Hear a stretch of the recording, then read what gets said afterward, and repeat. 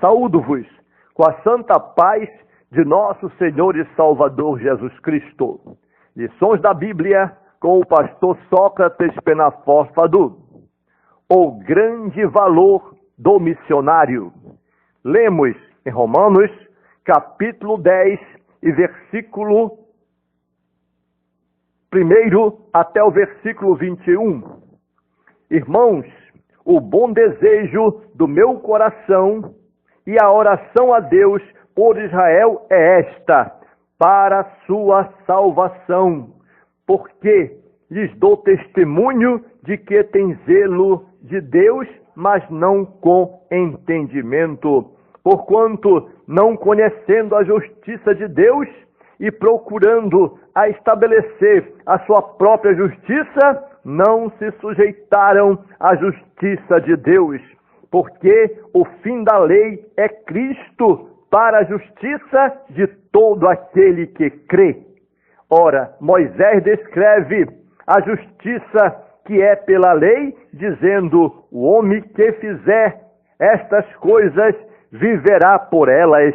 Mas a justiça que é pela fé diz assim: não digas em teu coração quem subirá ao céu, isto é, a trazer do alto a Cristo, ou quem descerá ao abismo, isto é, a tornar a trazer dentre os mortos a Cristo.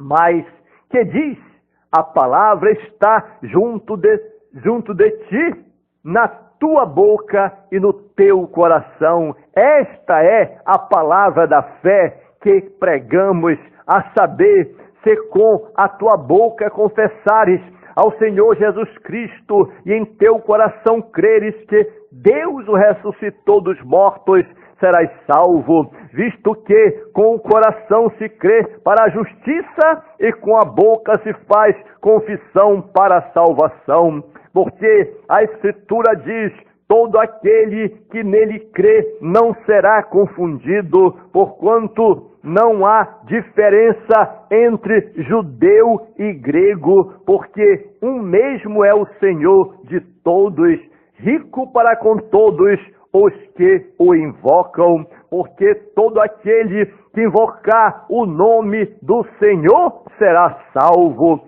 Como, pois, invocarão aquele em quem não creram? E como crerão naquele de quem não ouviram? E como ouvirão se não há quem pregue? E como pregarão se não forem enviados?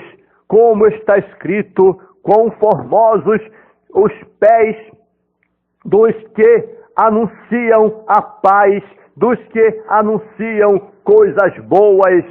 Mas nem todos obedecem ao Evangelho, pois Isaías diz: Senhor, quem creu na nossa pregação? De sorte que a fé é pelo ouvir, e o ouvir pela palavra de Deus. Mas digo, porventura não ouviram? Sim, por certo, pois toda a terra saiu a voz deles, e as suas palavras até os confins da terra. Mas digo, porventura Israel não o soube? Primeiramente, diz Moisés: eu vos meterei em ciúme com aqueles que não são povo, com gente insensata vos provocarei a ira. E Isaías ousadamente diz: fui achado pelos que me não buscavam, fui manifestado aos que por mim não perguntavam. Mas contra Israel diz: todo dia estendi as minhas mãos a um povo rebelde e contradizente. Logo, Paulo está mostrando a importância do envio de missionários para a proclamação do Evangelho ou das boas novas de salvação. O nome missionário não é um título ministerial relacionado na lista dos dons ministeriais, Porém, em termos gerais, todo obreiro da seara do Senhor Jesus Cristo é o missionário em potencial, pois todo aquele que é incumbido de uma missão é tido como um missionário, seja ele um apóstolo, seja ele um pastor, seja ele um evangelista, seja ele um presbítero, seja ele um diácono ou um cooperador da obra do Senhor. O missionário é alguém que tem por função a pregação religiosa em locais onde sua religião ainda não foi difundida. Ele realiza um trabalho de promoção social ou em locais que necessitem de reavivamento de sua crença ou religião. Na concepção cristã, missionário é a figura do plantador de igrejas. No cristianismo, os missionários e as missionárias têm um significado importante. Os apóstolos foram os primeiros missionários cristãos. O cristianismo é até hoje uma religião missionária em todo o mundo, mundialmente conhecido, porque por todos os cantos do mundo a palavra de Deus é levada. Portanto, o apóstolo São Paulo é o maior missionário do cristianismo. O apóstolo Paulo é indiscutivelmente este homem que foi capaz de levar o cristianismo em todos os lugares da sua época. Logo, é indiscutível que ele é o apóstolo das nações. Portanto, quando Saulo, que mais tarde se transformou em Paulo, se converteu no caminho de Damasco, Deus disse para Ananias: este é para mim um vaso escolhido para levar o meu nome diante dos gentios e dos reis e dos filhos de Israel. A chamada de Paulo foi uma chamada completa. Ele seria missionário perante autoridades religiosas, civis, militares, perante ricos e pobres, perante ignorantes e intelectuais, perante gentios e israelitas. Esta é a graça de Deus para o missionário. No livro de Atos dos Apóstolos, encontramos Paulo evangelizando todos esses tipos de pessoas, desde o artífice Demétrio até os sábios filósofos epicureus e estoicos, desde pessoas pobres da Judéia até pessoas de alta posição do Império Romano, como o comandante da tropa de Cláudio Lisias, desde o fariseu até o líder do Sinédrio. Paulo invadia todos os lugares necessários para levar a palavra do Senhor. Deus percebeu que os 12 apóstolos não estavam cumprindo corretamente a grande comissão, permanecendo para realizar a obra do Senhor, resultantes em Jerusalém.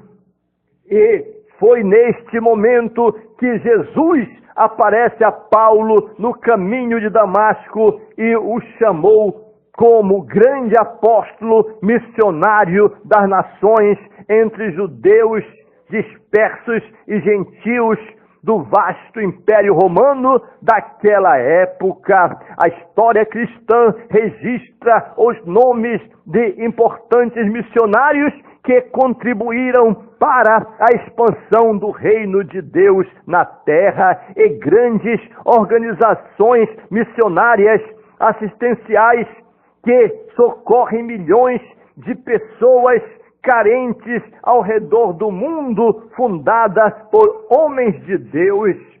A Inglaterra e os Estados Unidos sempre foram os grandes celeiros de missionários ao redor do mundo. Porém, o Brasil se tornou, em nossos dias, um grande celeiro de missionário do mundo todo. O Brasil envia missionários para várias nações do mundo, e aqui mesmo, em nossa pátria, temos importantes missionários que fundaram grandes denominações espalhadas por todo o território nacional, assim como grandes organizações e juntas missionárias de ordem brasileira. Pelo fato de o termo missionário não ser um título relacionado entre os dons ministeriais, em Éfesos capítulo 4 e versículo 11, que diz que ele mesmo deu uns para pastores, uns para apóstolos, outros para evangelistas, outros para profetas, outros para pastores e doutores, visando com isso o aperfeiçoamento dos santos. Muitos eventuários são feitos para que as pessoas sejam preparadas e saiam por aí pregando, intitulando e fazendo a obra de Deus. Porém, os verdadeiros missionários são identificados pelo povo, pelos bons frutos que produzem na obra do Senhor. Existem várias modalidades de missionários. Os missionários que são enviados pela igreja, a qual assume o seu sustento.